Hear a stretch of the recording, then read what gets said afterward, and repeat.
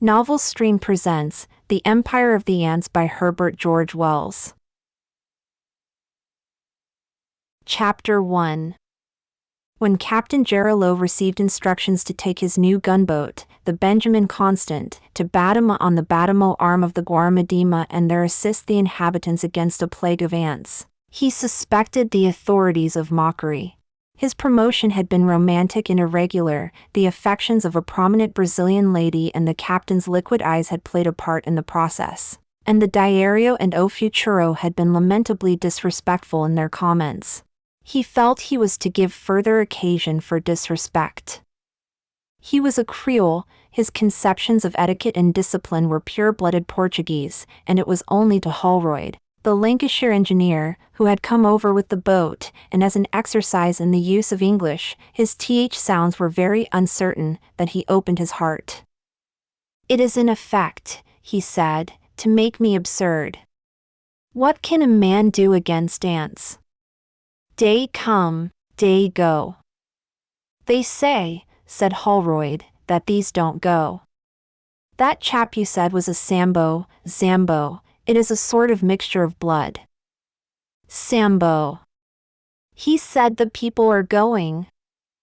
The captain smoked fretfully for a time. "These things ave to happen," he said at last. "What is it?" "Plagues of ants and such like as God wills. There was a plague in Trinidad, the like ants that carry leaves. Or der oranges trees. All der mangoes. What does it matter? Sometimes ant armies come into your houses, fighting ants, a different sort. You go and they clean the house. Then you come back again, the house is clean, like new. No cockroaches, no fleas, no jiggers in the floor." "That Sambo chap," said Holroyd, "says these are a different sort of ant." The captain shrugged his shoulders, fumed, and gave his attention to a cigarette. Afterwards he reopened the subject. "My dear Holroyd, what am I to do about the infernal ants?" The captain reflected. "It is ridiculous," he said. But in the afternoon he put on his full uniform and went ashore, and jars and boxes came back to the ship and subsequently he did. And Holroyd sat on deck in evening coolness and smoked profoundly and marveled at Brazil. They were 6 days up the Amazon, some hundreds of miles from the ocean, and east and west of him there was horizon like the sea, and to the south nothing but a sandbank island with some tufts of scrub. The water was always running like a sluice, thick with dirt, animated with crocodiles and hovering birds, and fed by some inexhaustible source of tree trunks, and the waste of it, the headlong waste of it, filled his soul. The town of Alemquer, with its meager church, its thatched sheds for houses, its discolored ruins of ampler days, seemed a little thing lost in this wilderness of nature, a sixpence drop on Sahara. He was a young man. This was his first sight of the tropics. He came straight from England, where nature is hatched, ditched, and drained into the perfection of submission, and he had suddenly discovered the insignificance of man. For 6 days they had been steaming up the sea by unfrequented channels, and man had been as rare as a rare butterfly. One saw one day a canoe, another day a distant station, the next no men at all. He began to perceive that man is indeed a rare animal, having but a precarious hold upon this land.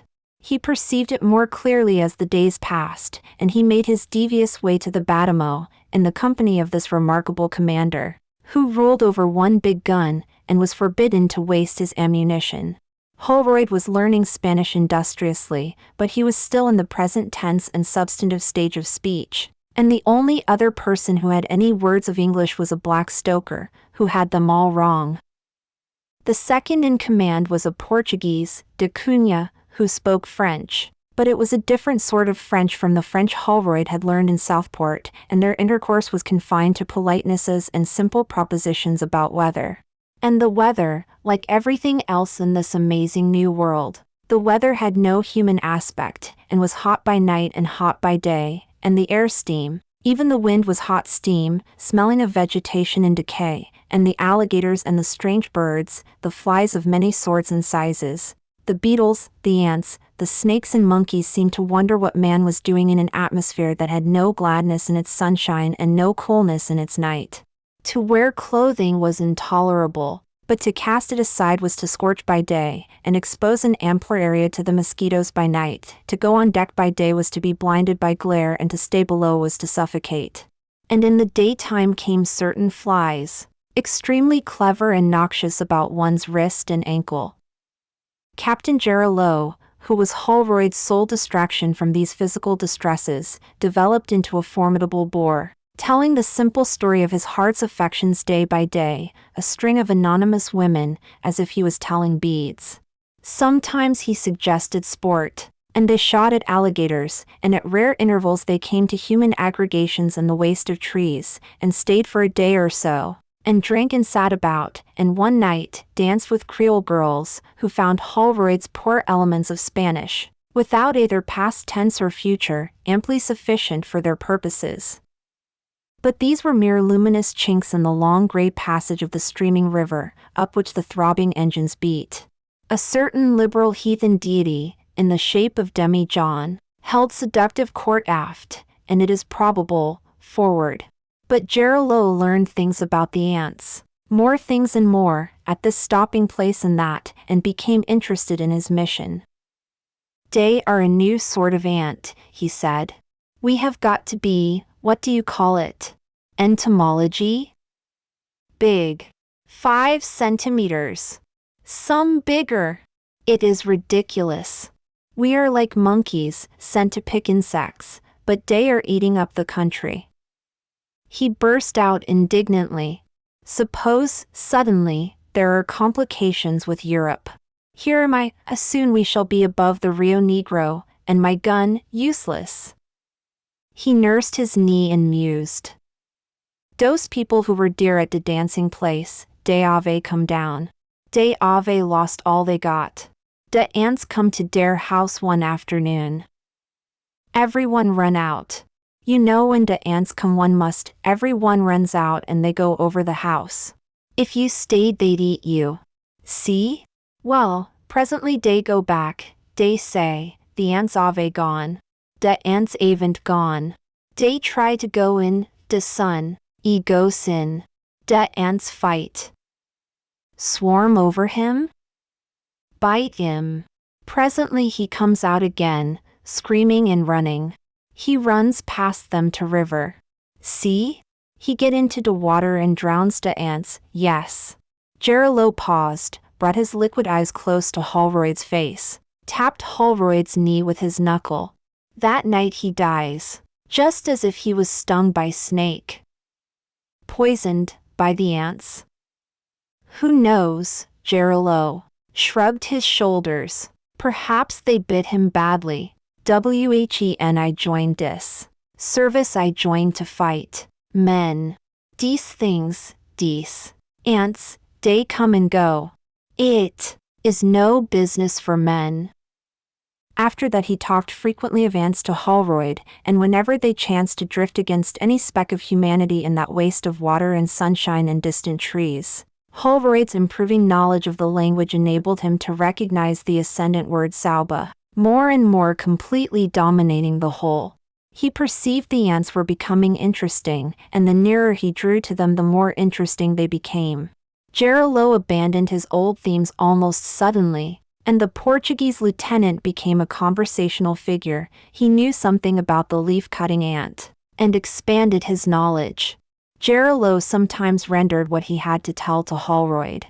He told of the little workers that swarm and fight, and the big workers that command and rule, and how these latter always crawled to the neck and how their bites drew blood.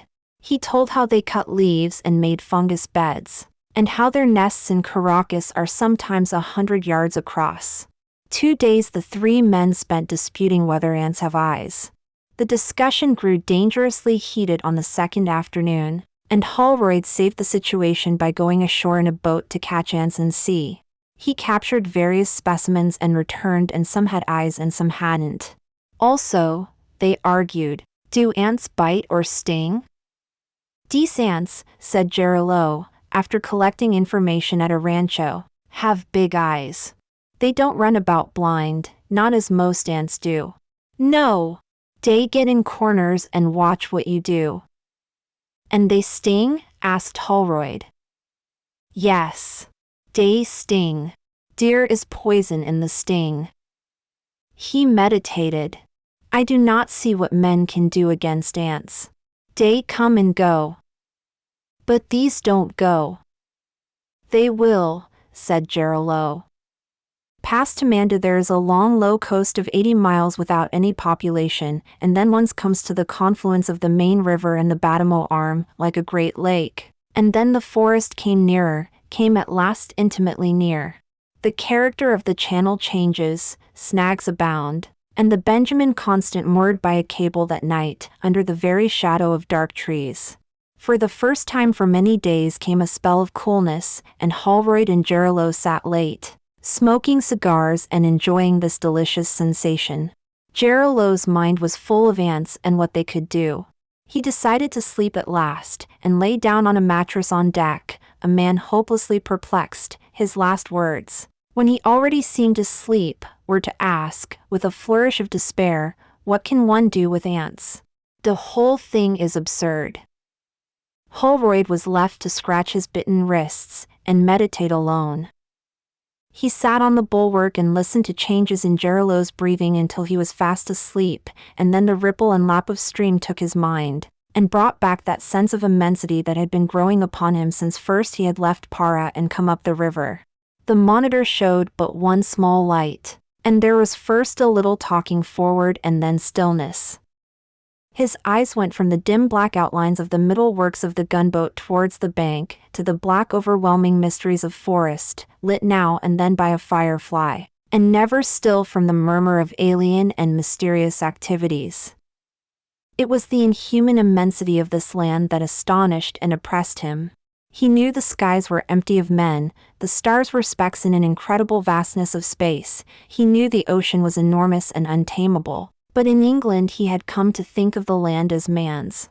In England it is indeed man's. The wild things live by sufferance, grow on lease, everywhere the roads, the fences, and absolute security runs.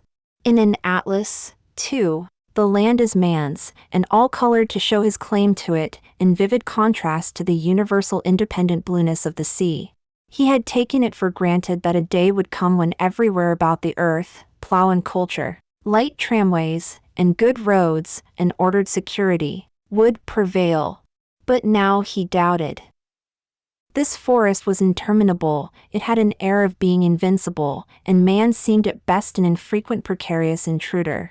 One traveled for miles amidst the still silent struggle of giant trees, of strangulating creepers, of assertive flowers, everywhere the alligator, the turtle, and endless varieties of bird and insects seemed at home, dwelt irreplaceable, but man at most held a footing upon resentful clearings, fought weeds, fought beasts and insects for the barest foothold, fell a prey to snake and beast, insects and fever, and was presently carried away. In many places down the river he had been manifestly driven back. This deserted creek or that preserved the name of a casa, and here and there ruinous white walls and shattered towers enforced the lesson. The puma, the jaguar, were more the masters here. Who are the real masters? In a few miles of this forest there must be more ants than there are men in the world. This seemed to Holroyd a perfectly new idea. In a few thousand years men had emerged from barbarism to a stage of civilization that made them feel lords of the future and masters of earth. But what was to prevent ants evolving also? Such ants as one knew lived in little communities of a few thousand individuals, made no concerted efforts against the greater world. But they had a language, they had an intelligence. Why should things stop at that any more than men had stopped at the barbaric stage? Suppose presently the ants began to store knowledge, just as men had done by means of books and records, use weapons, form great empires, sustain a planned and organized war? Things came back to him that Geraldo had gathered about. These ants they were approaching. They used a poison like the poison of snakes. They obeyed greater leaders even as the leaf-cutting ants do. They were carnivorous, and where they came they stayed. The forest was very still. The water lapped incessantly against the side. About the lantern overhead there eddied a noiseless whirl of phantom moths. Jarilo stirred in the darkness and sighed. "What can one do?" he murmured, and turned over and was still again. Holroyd was roused from meditations that were becoming sinister by the hum of a mosquito. Chapter 2. The next morning Holroyd learned they were within 40 kilometers of Badama, and his interest in the banks intensified. He came up whenever an opportunity offered to examine his surroundings. He could see no signs of human occupation whatever, save for a weedy ruin of a house and green-stained facade of the long-deserted monastery at Moju, with a forest tree growing out of a vacant window space, and great creepers netted across its vacant portals. Several flights of strange yellow butterflies with semi-transparent wings crossed the river that morning, and many alighted on the monitor and were killed by men. It was towards afternoon that they came upon the derelict Cuberta. She did not at first appear to be derelict. Both her sails were set and hanging slack in the afternoon calm, and there was the figure of a man sitting on the fore-planking beside the ship's sweeps. Another man appeared to be sleeping face downwards on the sort of longitudinal bridge these big canoes have in the waist. But it was presently apparent, from the sway of her rudder and the way she drifted into the course of the gunboat, that something was out of order with her. Jarilo surveyed her through a field glass, and became interested in queer darkness of the face of the sitting man. A red-faced man he seemed, without a nose, crouching he was rather than sitting, and the longer the captain looked the less he liked to look at him, and the less able he was to take his glasses away.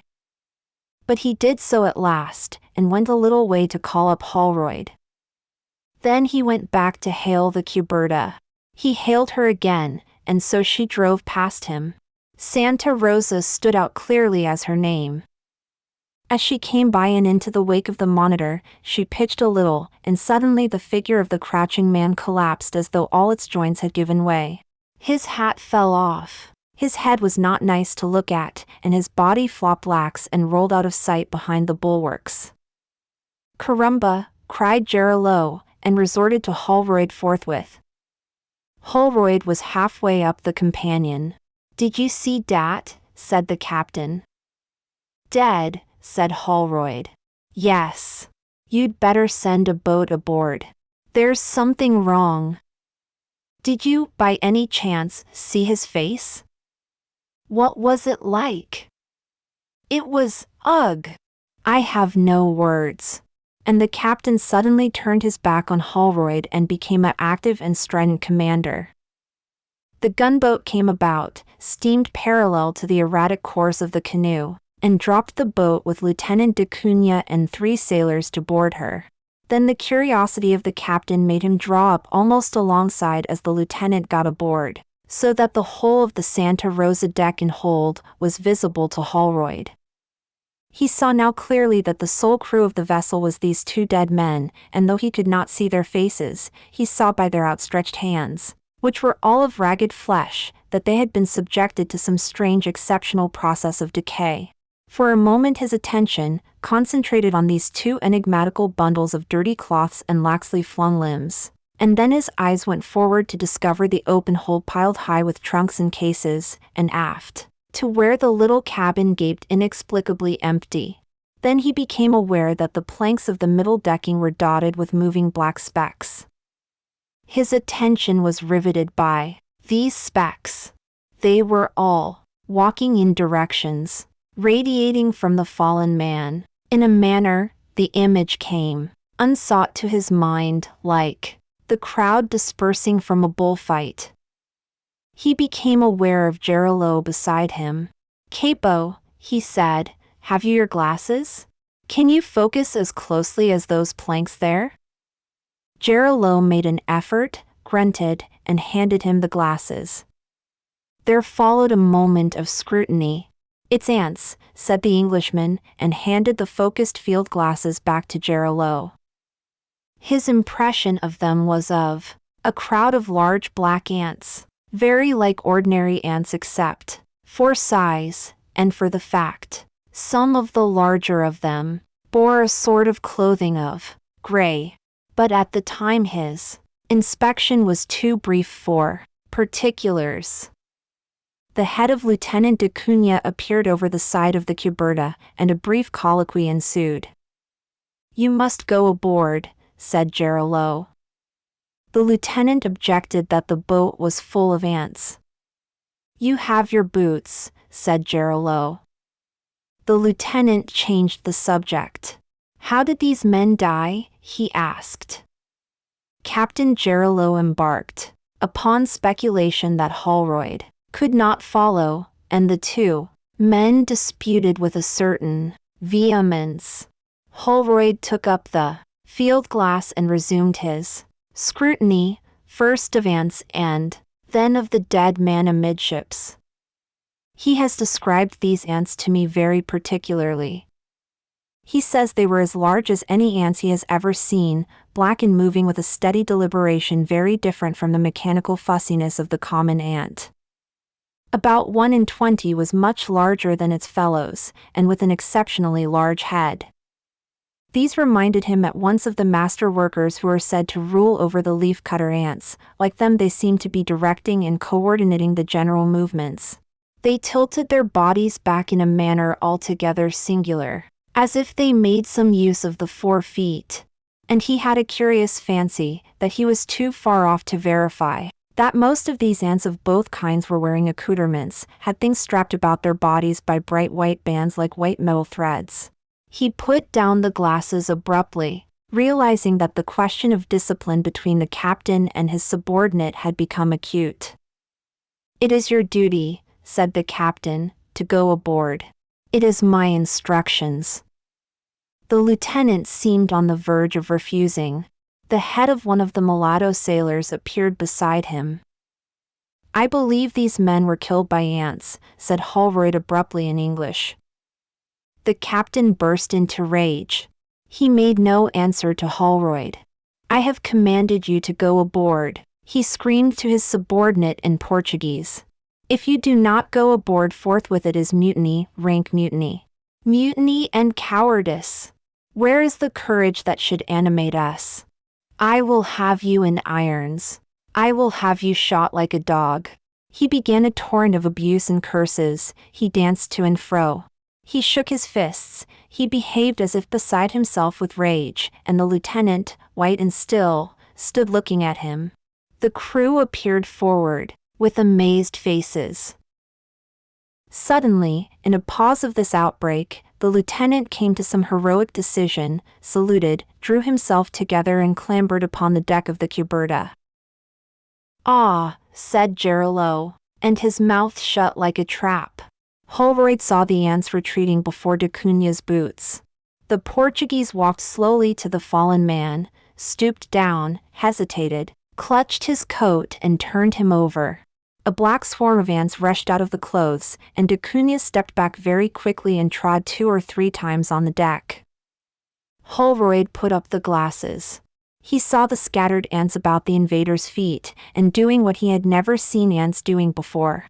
They had nothing of the blind movements of the common ant. They were looking at him, as a rallying crowd of men might look at some gigantic monster that had dispersed it.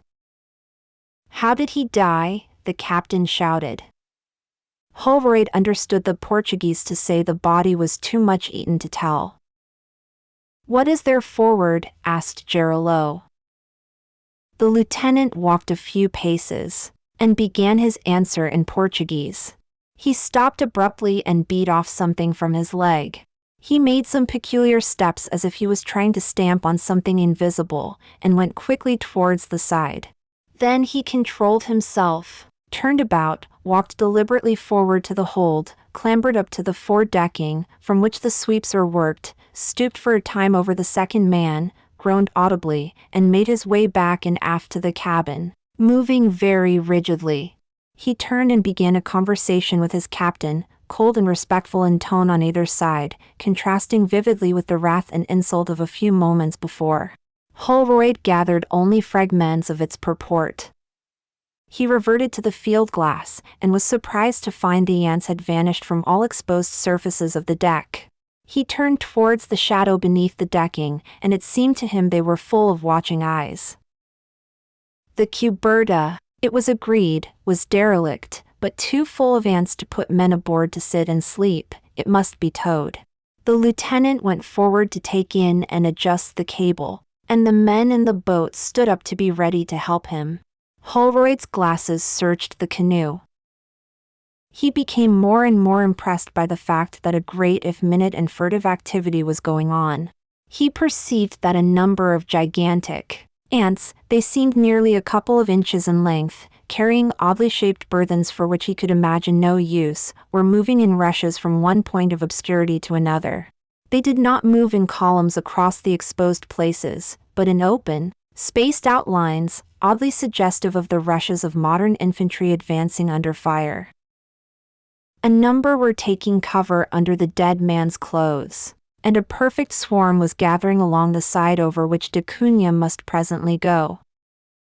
He did not see them actually rush for the lieutenant as he returned, but he has no doubt they did make a concerted rush. Suddenly the lieutenant was shouting and cursing and beating at his legs. "I'm stung," he shouted, with a face of hate and accusation towards Gerolo. Then he vanished over the side, dropped into his boat, and plunged at once into the water. Holroyd heard the splash. The 3 men in the boat pulled him out and brought him aboard, and that night he died. Chapter 3.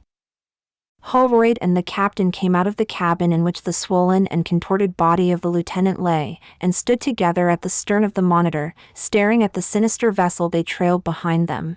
It was a close, dark night that had only phantom flickers of sheet lightning to illuminate it.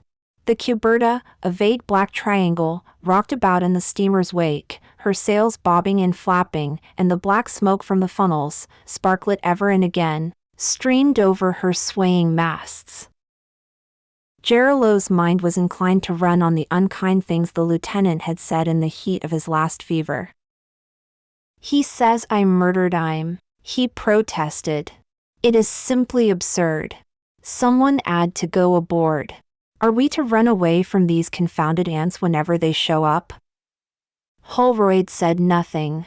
He was thinking of a disciplined rush of little black shapes across bare sunlit planking.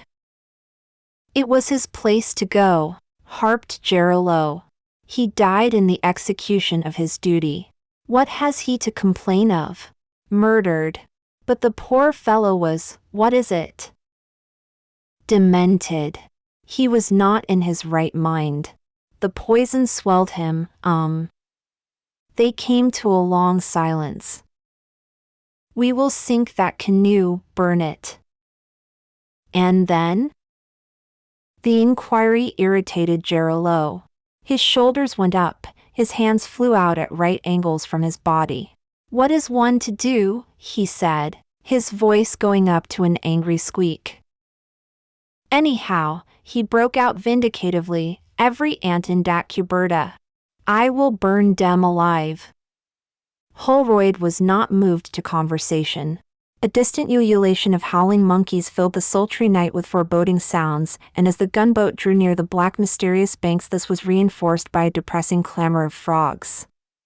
"What is one to do?" the captain repeated after a vast interval, and suddenly becoming active and savage and blasphemous, decided to burn the Santa Rosa without further delay.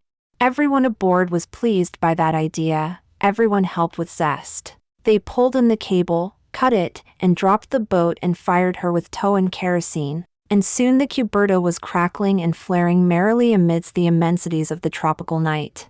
Holroyd watched the mounting yellow flare against the blackness, and the livid flashes of sheet lightning that came and went above the forest summits, throwing them into momentary silhouette, and his stoker stood behind him watching also.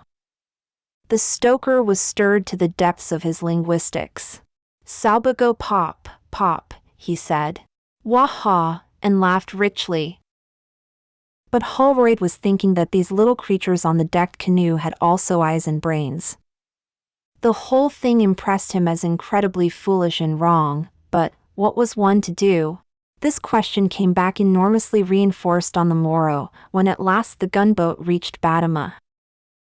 "This place," With its leaf-thatch-covered houses and sheds, its creeper-invaded sugar mill, its little jetty of timber and canes, was very still in the morning heat, and showed never a sign of living men. Whatever ants there were at that distance were too small to see. "All the people have gone," said Gerillo, "but we will do one thing anyhow. We will oot and whistle." So Holroyd hooted and whistled. Then the captain fell into a doubting fit of the worst kind. "There is one thing we can do," he said presently. "What's that?" said Holroyd. "Oot and whistle again." So they did. The captain walked his deck and gesticulated to himself. He seemed to have many things on his mind. Fragments of speeches came from his lips. He appeared to be addressing some imaginary public tribunal either in Spanish or Portuguese. Holroyd's improving ear detected something about ammunition. He came out of these preoccupations suddenly into English. "My dear Holroyd," he cried, and broke off with, "But what can one do?"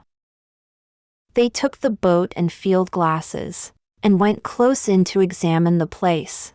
They made out a number of big ants, whose still postures had a certain effect of watching them, dotted about the edge of the rude embarkation jetty. Gerillo tried ineffectual pistol shots at these. Holroyd thinks he distinguished curious earthworks running between the nearer houses. That may have been the work of insect conquerors of those human habitations. The explorers pulled past the jetty, and became aware of a human skeleton wearing a loincloth, and very bright and clean and shining, lying beyond. They came to a pause regarding this. "I have all those lives to consider," said Gerillo suddenly. Holroyd turned and stared at the captain, realizing slowly that he referred to the unappetizing mixture of races that constituted his crew. "To send a landing party, it is impossible, impossible. They will be poisoned, they will swell up and abuse me and die. It is totally impossible. If we land, I must land alone, alone in thick boots and with my life in my hand. Perhaps I should live. Or again, I might not land. I do not know. I do not know." Holroyd thought he did, but he said nothing. "The whole thing," said Gerillo suddenly, "has been got up to make me ridiculous. The whole thing." They paddled about and regarded the clean white skeleton from various points of view, and then they returned to the gunboat. Then Gerillo's indecisions became terrible. Steam was got up, and in the afternoon the Monitor went on up the river with an air of going to ask somebody something, and by sunset came back again, and anchored. A thunderstorm gathered and broke furiously, and then the night became beautifully cool and quiet and everyone slept on deck. Except Gerillo, who tossed about and muttered. In the dawn he awakened Holroyd. "Lord," said Holroyd, "what now?" "I have decided," said the captain. "What, to land?" said Holroyd, sitting up brightly. "No," said the captain, and was for a time very reserved. "I have decided," he repeated, and Holroyd manifested symptoms of impatience. "Well, yes," said the captain. "I shall fire the big gun." And he did. Heaven knows what the ants thought of it, but he did. He fired it twice with great sternness and ceremony. All the crew had wadding in their ears, and there was effect of going into action about the whole affair, and first hit and wrecked the old sugar mill, and then they smashed the abandoned store behind the jetty. And then Gerillo experienced the inevitable reaction.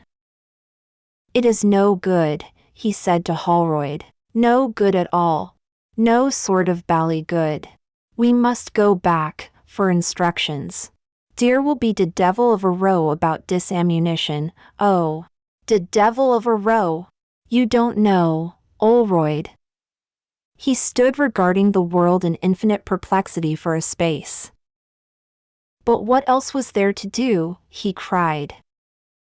In the afternoon the Monitor started downstream again, and in the evening a landing party took the body of the lieutenant and buried it on the bank upon which the new ants have so far not appeared. Chapter 4. I heard this story in a fragmentary state from Holroyd not 3 weeks ago. These new ants have got into his brain, and he has come back to England with the idea, as he says, of exciting people about them before it is too late. He says they threaten British Guiana, which cannot be much over a trifle of 1,000 miles from their present sphere of activity, and that the Colonial Office ought to get to work upon them at once. He declaims with great passion, these are intelligent ants. Just think what that means. There can be no doubt they are a serious pest, and that the Brazilian government is well advised in offering a prize of £500 for some effectual method of extirpation. It is certain, too, that since they first appeared in the hills beyond Batama, about 3 years ago, they have achieved extraordinary conquests.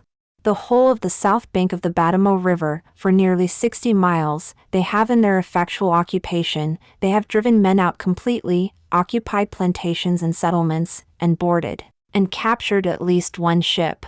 It is even said they have in some inexplicable way bridged the very considerable Capuarana arm and pushed many miles towards the Amazon itself. There can be little doubt that they are far more reasonable and with a far better social organization than any previously known ant species. Instead of being dispersed societies, they are organized into what is in effect a single nation. But their peculiar and immediate formidableness lies not so much in this as in the intelligent use they make of poison against their enemies. It would seem this poison of theirs is closely akin to snake poison, and it is highly probable they actually manufacture it, and that the larger individuals among them carry the needle-like crystals of it in their attacks upon men. Of course, it is extremely difficult to get any detailed information about these new competitors for sovereignty of the globe. No eyewitnesses of their activity, except for such glimpses as Holroyd's, have survived the encounter. The most extraordinary legends of their prowess and capacity are in circulation in the region of the upper Amazon, and grow daily as the steady advance of the invader stimulates men's imaginations through their fears. These strange little creatures are credited not only with the use of implements and knowledge of fire and metals and with organized feats of engineering that stagger our northern minds, used as we are to such feats as that of the Saubas of Rio de Janeiro, who, in 1841, drove a tunnel under Paraíba, where it is as wide as the Thames at London Bridge, but with an organized and detailed method of record and communication analogous to our books. So far their action has been a steady progressive settlement, involving the flight or slaughter of every human being in the new areas they invade. They are increasing rapidly in numbers, and Holroyd at least is firmly convinced that they will finally dispossess man over the whole of tropical South America. And why should they stop at tropical South America? Well, there they are, anyhow. By 1911 or thereabouts. If they go on as they are going, they ought to strike the Capuarana Extension Railway, and force themselves upon the attention of the European capitalist. By 1920 they will be halfway down the Amazon. I fix 1950 or 60 at least for the discovery of Europe. Thank you for listening. If you like our recordings, consider liking this video and subscribing to our channel so you don't miss any more audiobooks.